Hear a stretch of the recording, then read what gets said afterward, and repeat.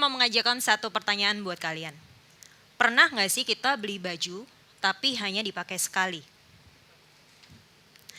Sebuah survei membuktikan bahwa 20% milenial Indonesia memutuskan untuk membuang pakaiannya hanya karena bosan. Termasuk saya.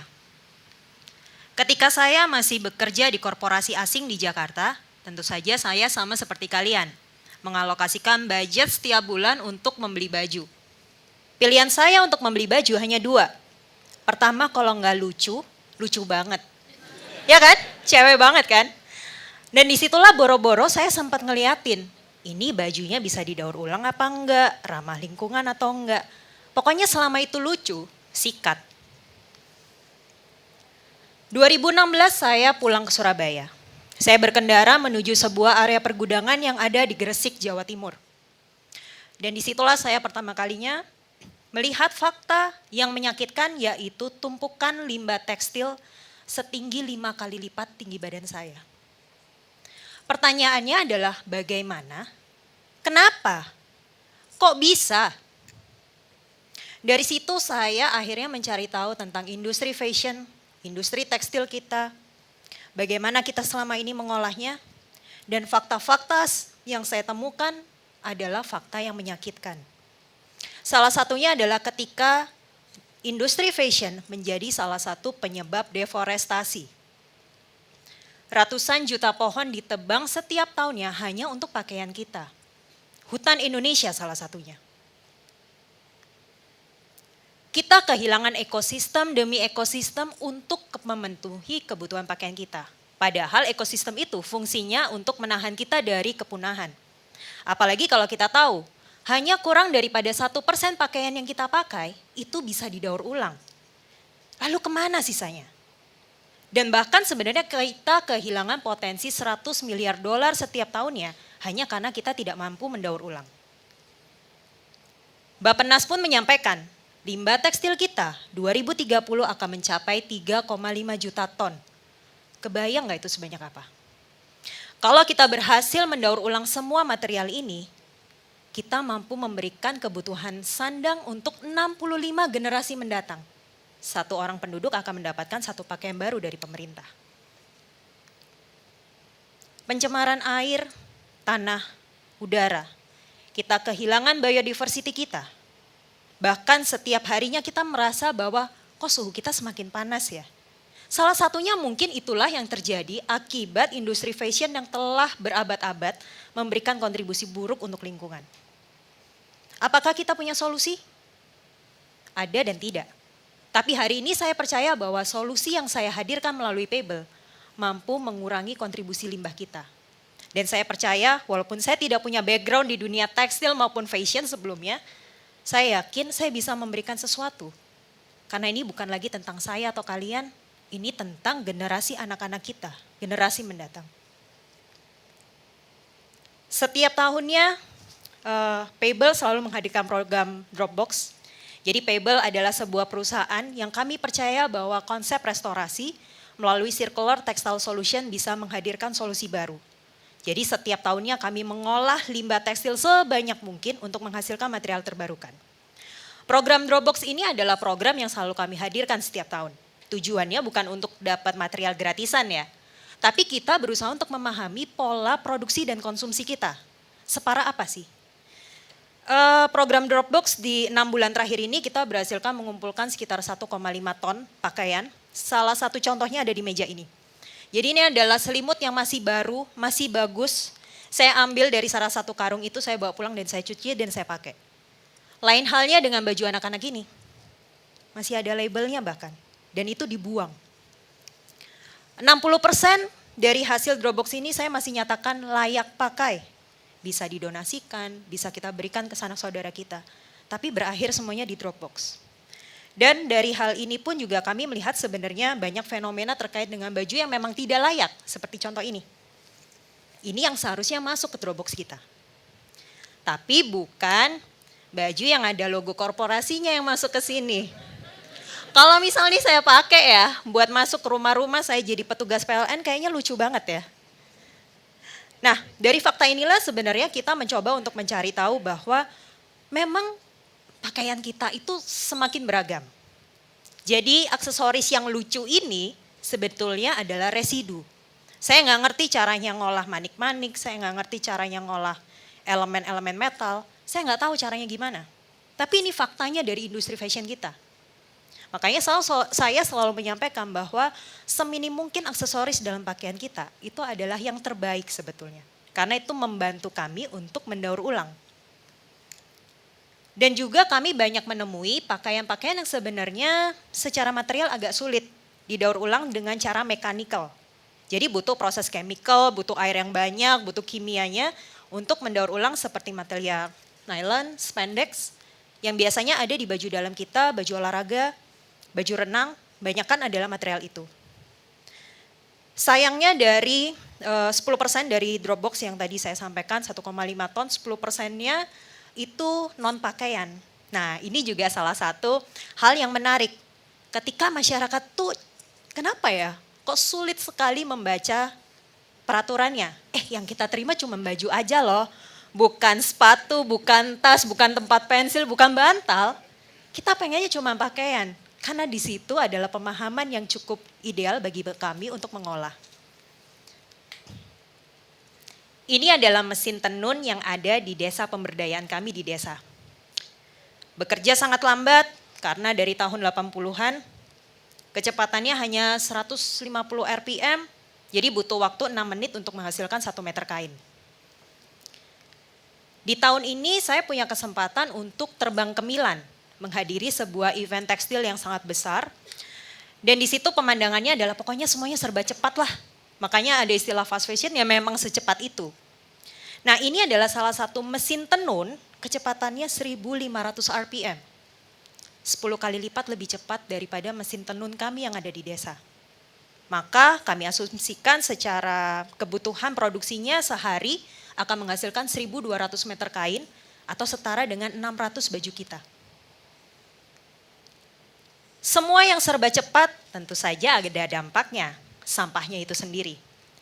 Dari selama 3 tahun saya di Payable, saya banyak diundang oleh korporasi, industri, garment, brand. Saya datang ke beberapa tempat. Waktu saya datang ke sebuah pabrik yang ada di Jawa Tengah, mereka menyampaikan secara jujur bahwa mereka menghasilkan 200 ton limbah perca setiap bulannya dan dikirim ke incinerator untuk dibakar. Lain halnya ketika saya diundang datang ke perusahaan di Jakarta Utara. Mereka menghasilkan 1000 seragam setiap bulannya yang harus dibuang ke tong sampah depan kantornya. Jadi di sini kita melihat fenomena bahwa ketidaksiapan regulasi, bagaimana perusahaan menganggarkan biaya untuk pengolahan limbahnya pun itu juga sebenarnya belum merata. Makanya ini salah satu contohnya ketika saya diundang ke sebuah perusahaan untuk menyelesaikan masalah limbah operasionalnya mereka. Banyak itemnya, salah satunya adalah limbah seragam.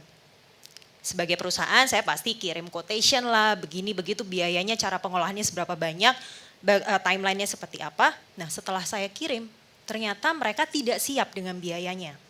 Dan bahkan kain daur ulang yang dilakukan oleh Payable atau proses yang kami lakukan dibandingkan dengan kain baru atau kain virgin. Ini adalah 2 konteks yang berbeda, 2 purpose yang berbeda, 2 value yang berbeda. Dan ketika saya minta kesempatan untuk menjelaskan kembali kepada atasannya, saya di ghosting dong sampai hari ini. Jadi kita tahu bahwa sebenarnya pembakaran itu bukan solusi yang ramah. Pembakaran dinilai menjadi solusi yang cepat, mudah, murah untuk membinasakan semua masalah termasuk limbah tekstil. Dan kita tahu faktanya 2019 sebanyak 2 juta ton limbah kita berakhir di TPA ataupun dibakar. Ini adalah desa Karangrejo, sebuah desa kecil yang ada di Pasuruan, Jawa Timur. Berpenduduk kurang daripada 10.000 kakak, tapi mereka masih memegang teguh warisan nenek moyangnya yaitu menenun. Di desa ini, ratusan ton limbah tekstil dikirimkan setiap tahunnya. Diberdayakan oleh masyarakat setempat untuk menjadi produk-produk rumah tangga seperti keset. Mungkin kayaknya di salah satu rumah kalian ada tuh keset dari kain perca. Dan semenjak tahun 2020, Payable bekerja sama dengan teman-teman penenun di desa Karangrejo.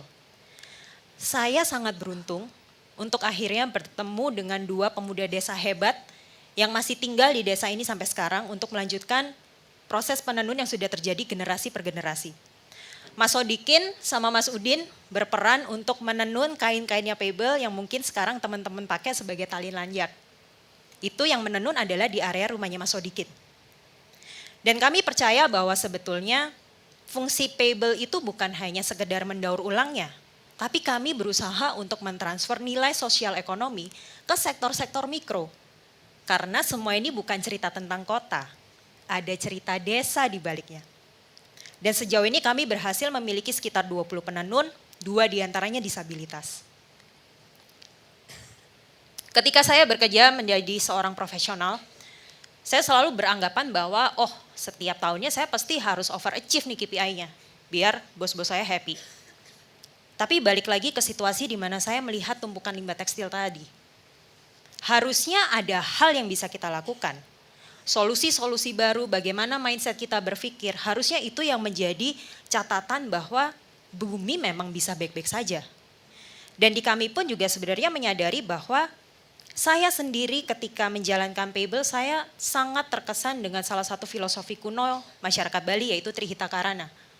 Di sini sebenarnya ada pemahaman bahwa manusia diciptakan untuk menjaga keseimbangan alam dan keberlanjutan alam. Tapi kadang manusia menggunakan fasilitas ini untuk menghancurkan alam. Di Pebble pun kami merasa bahwa Trihita Karana ini adalah pola yang ideal untuk menciptakan konsep circular economy. Makanya kami merestorasi limbah, kami menghasilkan material terbarukan, kami bersama dengan pemberdayaan masyarakat menghasilkan solusi berkelanjutan. Dan dari daur ulang yang sejauh ini kami lakukan selama 3 tahun terakhir, kami berhasil berpotensi menghemat air sebanyak lebih dari 600 juta liter.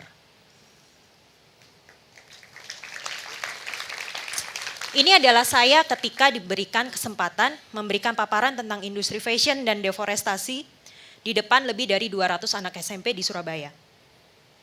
Di sini sebenarnya yang menarik adalah ketika kita bicara tentang generasi sekarang, mereka tuh paham loh dengan apa yang ada dihadapi kita saat ini. Mereka paham bahwa bumi kita sedang tidak baik-baik saja. Jadi bayangkan betapa beratnya pekerjaan kita sekarang untuk berusaha mewujudkan generasi mereka supaya lebih baik. Lalu apa yang bisa kita lakukan secara individu? Yang pertama, kebijaksanaan kita dalam berkonsumsi tentu saja akan berpengaruh sangat baik.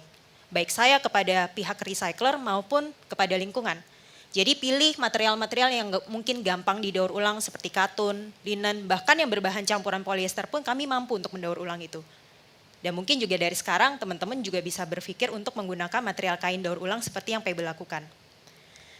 Dan itu pun juga tidak bisa dilakukan sendiri. Butuh kolaborasi secara inklusif bagi para korporasi, institusi, akademisi.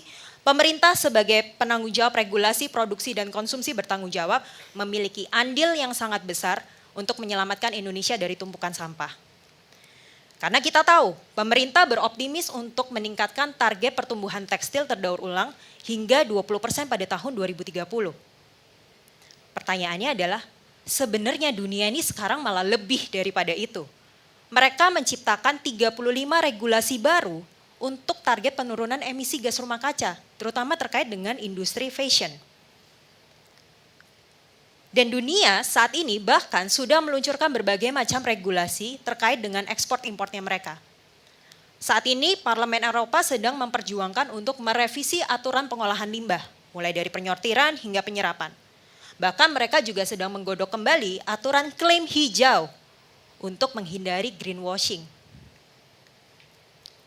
Bagi kami sebenarnya di Pebble kita tidak bisa menyelesaikan semua masalah solusi iklim. Tapi kita juga paham bahwa setiap perubahan kecil yang dilakukan oleh individu, dilakukan secara gotong royong, pasti memberikan dampak yang signifikan untuk lingkungan. Misi kami sangat sederhana saat ini. Kami hanya ingin mendaur ulang sebanyak mungkin sampah. Kami ingin menghadirkan material terbarukan sebagai pilihan kalian untuk membeli pakaian yang kalian pakai saat ini.